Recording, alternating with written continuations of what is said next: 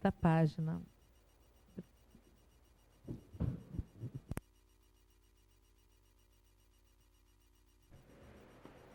Boa tarde.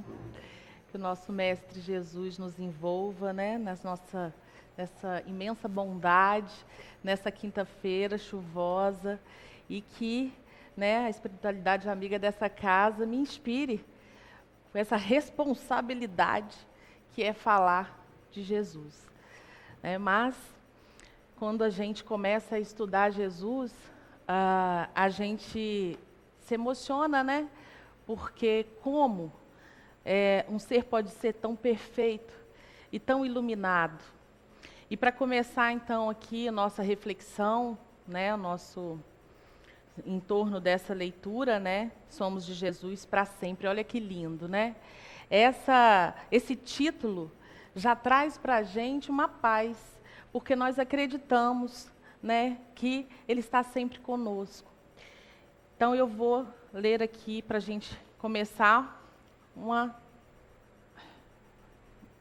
texto do Evangelho, capítulo 1, quando ele fala do maior mandamento: amar a Deus acima de todas as coisas e ao próximo como a si mesmo. E acrescentando, eis aí toda a lei e os profetas. O papel de Jesus, porém, não foi apenas o de um legislador moralista. Ele veio ensinar aos homens que a verdadeira vida não está na terra, mas no reino dos céus. Ensinar-lhes o caminho que os conduz a esse reino, os meios de se reconciliarem com Deus e de preveni-los quanto à marcha das coisas que devem acontecer para a realização dos destinos humanos. Olha que lindo, né? Então, quando nós temos e percebemos que temos e que tivemos e que continuamos tendo tantos anos, né, tantos 1000 anos depois, o melhor professor que poderíamos ter, porque é o professor que nos deu o exemplo de amor, de harmonia. Ele é exemplo, ele é bondade, ele é luz. Ele trouxe para a gente não só esse ensinamento, todos esses ensinamentos, mas ele também viveu, ele vivenciou esse mandamento: amar a Deus sobre todas as coisas e ao próximo como a si mesmo. E nós, né? Como nós estamos vivendo? Porque ele exemplificou com ações. E muitas vezes, quando a gente fala, né, de Jesus, do cristianismo, de sermos cristãos, e eu paro, né, e me pergunto: quantas passagens de Jesus eu conheço? O quanto eu estudei sobre a passagem dele aqui? O que eu sei? E teve uma época da minha vida que eu percebi que eu não sabia nada, quase. Para não falar que eu não sabia nada, mas quase nada. E isso me incomodou muito. Porque como é que a gente vai para o nosso dia a dia falar de Jesus se a gente não sabe, né, o que ele fez aqui realmente? A gente escuta falar ali numa reunião, em outra, né, quem vai em outros templos religiosos também escuta, mas a gente estuda. A gente realmente vai atrás para saber o que é que ele quer de nós, o que é que ele trouxe para nós como exemplo? Tirando por mim, não. A gente simplesmente ouve, acredita no que ouve e ponto. Mas nós temos aqui um livro que nos fala da passagem de Jesus, e temos vários outros livros, temos a Bíblia, e temos realmente que estudar. Então, como nós estamos falando hoje de Jesus, nada melhor do que entendermos um pouquinho a passagem dele pela terra. E o que é que ele realmente trouxe para nós, que nós ainda não conseguimos compreender, alcançar, entender, né? Por quê? Quando nós falamos que ele exemplificou e que ele viveu com ações e não simplesmente com palavras, porque falar é fácil. Falar a gente fala o que quiser, né? Eu posso falar que eu sou cristã, mas eu preciso avaliar se realmente eu conheço o cristianismo. Será que eu conheço? Será que eu sei o que ele fez? Ou será que o que me contam eu acredito? Aí eu escolhi aqui 2 passagens para a gente começar a conversar. Aqui. Opa. Vou achar aqui. Aqui. Aí, quando ele fala aqui, página 160. Vou botar meu óculos.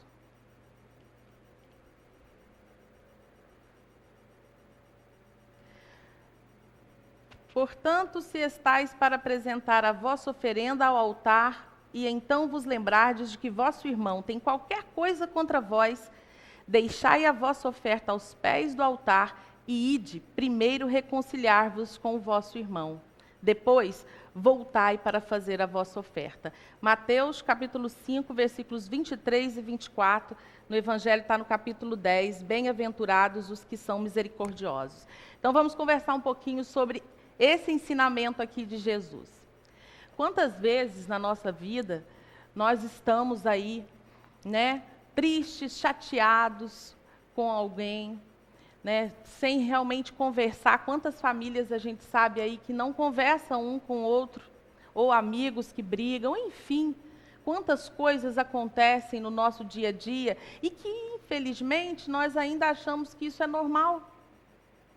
Por quê? Isso é normal, isso é briguinha de família, ou isso aí é coisa boba. E aí, quando a gente vê, está anos, às vezes, sem falar com uma pessoa. Mas a gente continua, vindo à casa espírita, falando que nós somos cristãos, falando que nós estamos seguindo Cristo. Aí, o que a gente entende quando a gente lê isso aqui? Se você está para apresentar uma oferenda, mas que tem alguém contra vós, com alguma coisa contra vós, guarda e vá se reconciliar com ele, que é o mais importante. Porque o que é o maior mandamento? Amar a Deus sobre todas as coisas e ao próximo como a si mesmo. Isso revela tudo. Aí vamos lá, tem mais uma aqui que eu trouxe para vocês.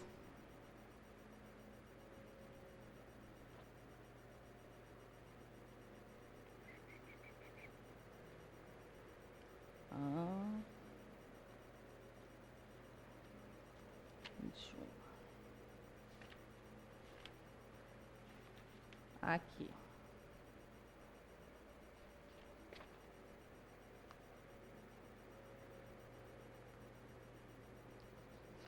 Capítulo 21.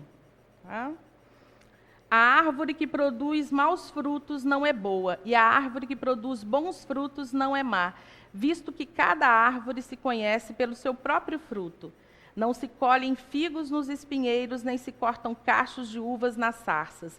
O homem de bem tira boas coisas do bom tesouro do seu coração, porque a boca fala do que está cheio o coração. Por que eu trouxe essa passagem aqui para a gente? Porque muitas vezes, quando a gente está aí em um momento difícil da nossa vida, quando as coisas não estão acontecendo como nós queremos, aí a gente começa a reclamar, a murmurar. Por que isso está acontecendo comigo? Eu sou cristão, eu sou tão bom, eu faço tudo que tem que ser feito. Aí aqui ele diz, com todas as palavras, não é? Que os frutos que saem das árvores, eles saem de acordo com a árvore, de acordo com os nossos... Aí, se a gente trouxer para a nossa vida, de acordo com as nossas ações, os nossos sentimentos, os nossos pensamentos. Como é que estão os nossos pensamentos? Como é que estão os nossos sentimentos? Nós estamos realmente com sentimentos puros, edificados, porque os frutos, ele deixou claro aqui, os frutos têm a ver com a qualidade da árvore. Não é isso? Então, olha quantos ensinamentos e quantas passagens lindas Jesus trouxe para nós. E aí, quando a gente começa a estudar, a gente começa a ficar, né, meio assim, mirutinha. Falando, meu Deus, está tudo aqui. Está tudo escrito aqui, porque Ele trouxe para a gente. Só que nós não fazemos muita questão de prestar, né, de ler, de estudar e de prestar realmente atenção no que está escrito. Porque muitas vezes as palavras são até um pouco difíceis, né? As parábolas nós temos aí durante anos, né? Muitas pessoas tiveram dificuldade de entendê-las. Aqui no Evangelho segundo o Espiritismo nós temos as notas e que explicam para a gente, né? E aí a gente começa a entender quem é Jesus. É o maior professor que nós tivemos e teremos. Mas nós somos bons alunos? Qual nota nós estamos tirando? E aí nós vamos mais longe. A nossa leitura, eu trouxe só essa introdução para a gente entender e refletir sobre quão cristão eu sou. Como é que está a minha vida cristã? E aí a leitura traz para a gente o seguinte: o Natal nos traz a lembrança de um período de luz que chegou à humanidade para que ela descobrisse que podia amar a todos aqueles que convivem na Terra. Jesus é o grande mestre dos conceitos de paz, do amor, do equilíbrio, do trabalho, da ação no bem.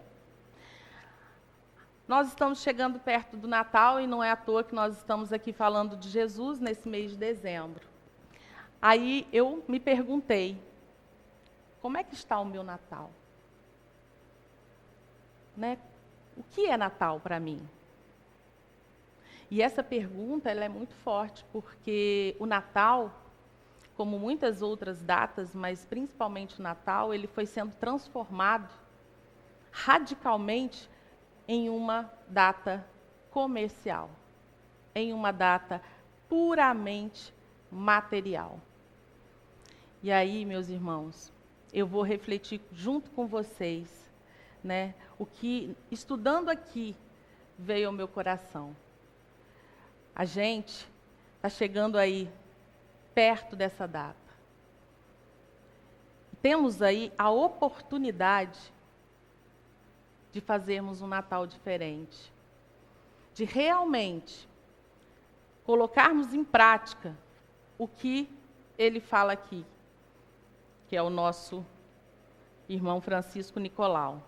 Jesus é o grande mestre dos conceitos da paz, amor, equilíbrio, trabalho, ação do bem. Em nenhum momento ele disse aqui, Jesus é o grande mestre das compras, das comidas, né, das trocas de presentes. Em nenhum momento eu li isso aqui. Se alguém leu, depois fala comigo, porque eu não consigo enxergar isso aqui. Mas é isso que é o Natal hoje para a gente, infelizmente. Talvez para algumas pessoas não, mas para a maioria sim. E aí a gente traz para reflexão o que nós vamos fazer do nosso Natal. Por quê? Como eu disse no início, falarmos que somos cristãos, falarmos, né, que essa é uma data linda, fazermos as nossas orações, jantarmos com a nossa família, trocarmos os melhores presentes que podemos, porque nessa época, né, as pessoas até se apertam ali para comprar o melhor presente que pode. E aí, sabe o que veio à minha cabeça na hora que eu estava pensando nisso? E como estão as pessoas que moram na rua nesse dia? Esses dias eu estava passando aqui no centro da cidade, não sei se outras pessoas já observaram, o quanto aumentou o número de moradores de rua dormindo, ali perto da rodoviária, ali indo para o Braga. Nós temos, né, a gente tem que observar essas coisas, por mais que às vezes ainda não saibamos o que fazer, mas aqui na casa já tem um trabalho, né, quem quiser saber mais sobre esse trabalho pode procurar aqui a casa, que atende aos moradores de rua, que leva uma comida, um amparo, né, num dia da semana aí, que eu acho que é quinta-feira, mas eu não tenho certeza, depois vocês podem ver. Então, assim, na verdade, é quinta-feira, já estão falando que é na quinta-feira. Então, na quinta-feira à noite. Então, o que acontece? Eu comecei a pensar nisso. Enquanto a gente está lá, né, festejando com a nossa família, porque graças a Deus temos essa oportunidade de termos aí uma ceia farta, né, a capacidade de compra, né, de presentes. Como que estão os nossos irmãos? E olha só, que interessante. Vou dar um exemplo que aconteceu dentro... Grupo de família é uma bênção, né? Grupo de família, então, assim, para Natal é uma coisa, né? É amigo secreto, é comida que... Olha, eu fico pensando que eu estou de dieta, só engordo de olhar o grupo da família falando de Natal. Aí, nós estamos fazendo um amigo oculto lá, amigo secreto, é porque Minas, né, é amigo secreto, aqui é amigo oculto. Estamos fazendo um amigo oculto, e aí, todo mundo lá no grupo brincando. Olha, sempre coloca um valor, olha, eu quero uma Ferrari, olha, eu quero isso, olha, eu quero... Brincando. E uma prima minha colocou assim, gente, eu não quero presente, eu vou doar o meu valor, e aí no dia vocês peguem a conta comigo, que eu vou doar o valor do meu presente para uma criança que está precisando. Então, o grupo ficou calado, mudo. E eu falei, gente, que coisa mais linda. Fiquei tão orgulhosa da minha prima, porque ela é mais nova que eu, sabe? Eu, né, a gente fica orgulhosa quando vê, né, uma jovem com pensamentos assim já. Aí eu falei, nossa, que coisa mais linda. Enfim, cada um decide o que vai fazer, porque nós, né, temos o livre-arbítrio. Mas, diante de tantas pessoas falando só de coisas assim, materiais, ela foi lá e, do jeitinho dela, talvez sem querer dar nenhuma indireta, eu acho que nem foi, porque foi num dia depois, assim, ela colocou o recado dela. E aí, nesse dia, eu já comecei a pensar. Aí, quando veio essa leitura hoje, esse estudo sobre o Natal, eu falei, caramba, minha prima me deu um exemplo e realmente tem tudo a ver com a leitura de hoje. Porque quem hoje... A gente vê, né, muitos famosos aí falando que festa de aniversário dos filhos, que eles vão doar os presentes, tudo, enfim. Mas o Natal seria a melhor época para isso. Né? Enquanto a gente está lá, nunca fiz isso, tá, gente? Nunca fiz, mas parei para pensar hoje sobre isso. Enquanto a gente está ali comendo tantas coisas gostosas e fazendo tanta coisa, por que não distribuir? Ou distribuir antes? Mas distribuir não é só dar, é estar. Né? É estar. É o que as pessoas fazem aqui na quinta-feira. Elas vão. E elas estão com as pessoas. Então, a gente começa a refletir sobre esse período tão importante, sobre esse período que a gente deveria realmente pensar como cristãos, e muitas vezes somos muito materialistas. Pensamos apenas no material. E aí, vem aqui na nossa página também, no segundo parágrafo. Às vezes pensamos nele, Jesus, como alguém muito distante, que não passa na terra, que sequer se preocupa com a terra. Quase diríamos que vemos Jesus como um homem de gabinete, que expedisse ordens para que outros espíritos as cumprissem sobre nós na terra. Onde nós tiramos isso? Porque na passagem de Jesus o que eu vejo não é ordem, é exemplo. Em nenhum momento ele falou, faz isso, isso e isso. Ele foi lá e fez. Entendeu? Entendeu, que bom. Não entendeu, vai entender um dia. Então, às vezes a gente, né, não dá muito valor aí na nossa encarnação. Eu vejo assim, nós espíritas falamos assim, não, está muito difícil, na outra encarnação eu resolvo isso. Na próxima, ou nas próximas 10, eu resolvo isso. olha, que valor que tem a encarnação para a gente. Porque se alguém falasse aqui, né, se eu falasse aqui agora, eu ouvi isso e fiquei muito intrigada. Se eu falasse aqui agora, sim, que cada um de vocês ganhou 2 milhões. 2 milhões. E que vocês podem ir resgatar esses 2 milhões. Rapidinho, capaz que iam me atropelar aqui, ninguém ia me escutar mais, já pensava o que ia fazer com os 2 milhões, porque ia ser muito bom, porque eu vou comprar uma casa, um carro. E Jesus está falando para a gente que o progresso espiritual vai fazer toda a diferença na nossa vida futura. Mas a gente quer deixar para a próxima encarnação. Está muito difícil fazer agora. A gente precisa pensar sobre isso. A gente precisa pensar sobre o valor da encarnação. O que a gente está fazendo com a nossa encarnação. Porque isso tem tudo a ver com Jesus. Essa oportunidade de voltar e de trabalhar as nossas falhas é uma dádiva. E Ele veio aqui e ensinou tudo. E a gente está, encarnação após encarnação, jogando a oportunidade fora. Nosso tempo já está terminando, então eu vou ler aqui algo que eu achei bem legal sobre isso.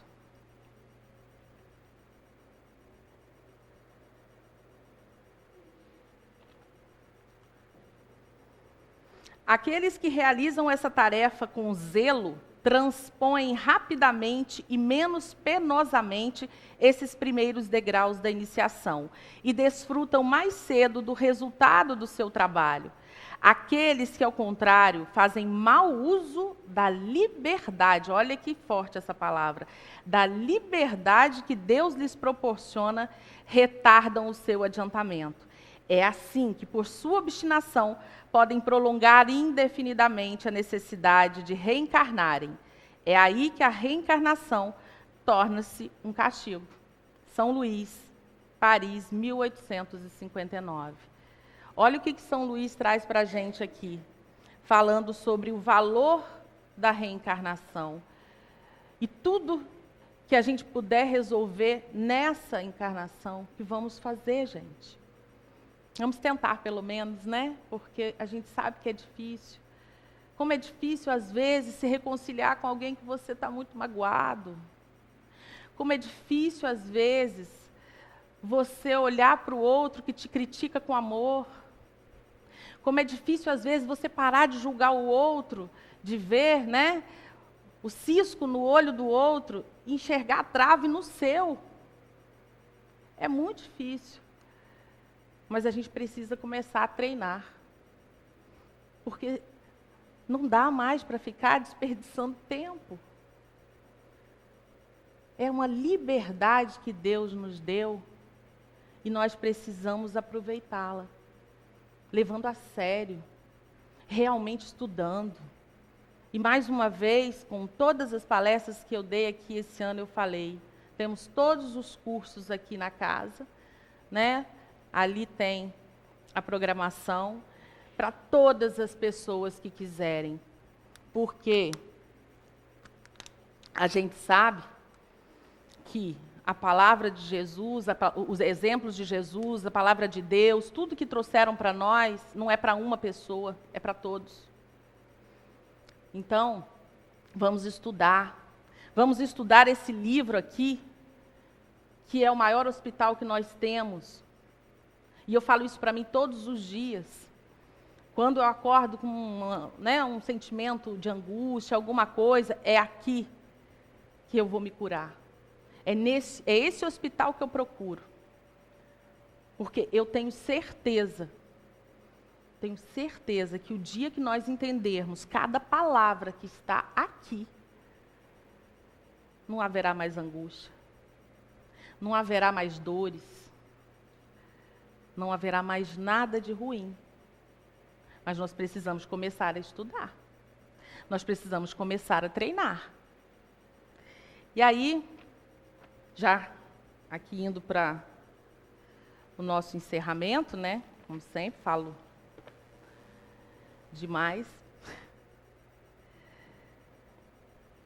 Seja qual for o pensamento que em nossa mente atravessa em momento de angústia, de desespero, até mesmo de sofrimento, não nos esqueçamos de que o Mestre do Senhor Jesus está ao nosso lado, vendo o nosso comportamento. Olha que sério isso, vendo o nosso comportamento.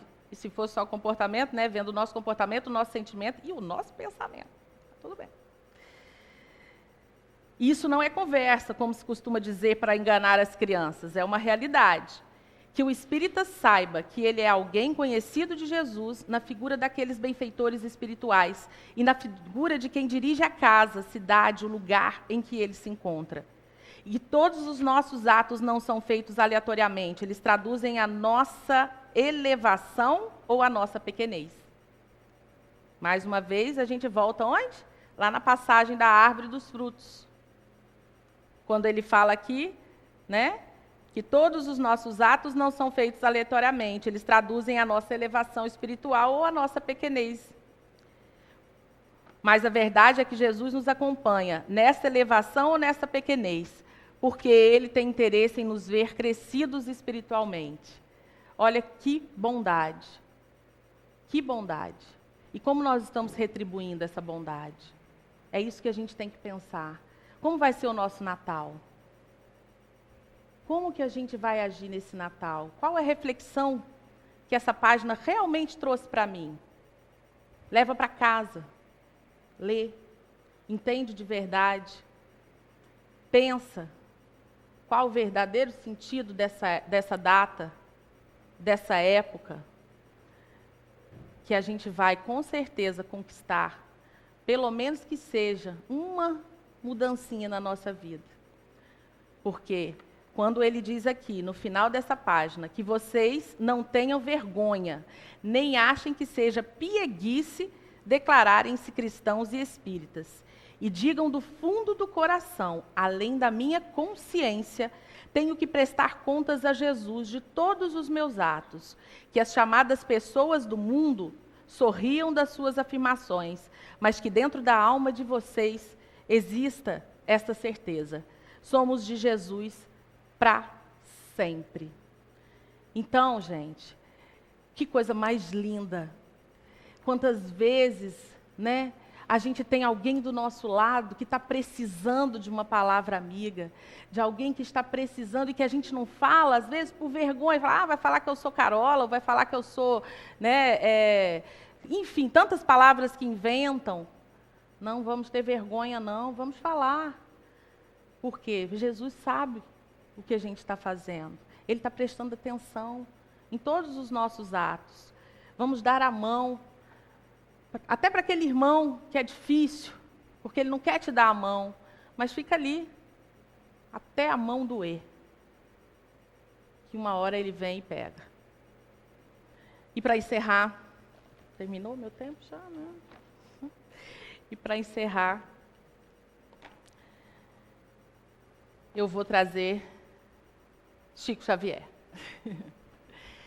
que é também um exemplo, né? Um exemplo de bondade, um exemplo de caridade, um exemplo de cristão, né? Que nós hoje nós refletimos muito sobre quão cristão nós somos. E ele fala o seguinte: a revolução em que acredito é aquela ensinada por nosso Senhor Jesus Cristo, que começa pela origem de cada um, na base do que façamos aos outros aquilo que desejamos que os outros nos façam. Então, para encerrar hoje, né, a gente, na verdade, tem que ter coragem para fazer ao outro o que nós gostaríamos que fizessem a nós. Porque ainda somos guiados pelo orgulho, pelo egoísmo, pela vaidade. Mas que nesse Natal, que nesse dezembro, nós possamos realmente entender um pouquinho mais dessa data e honrar todo o exemplo que Jesus Cristo trouxe para nós. Graças a Deus, assim seja.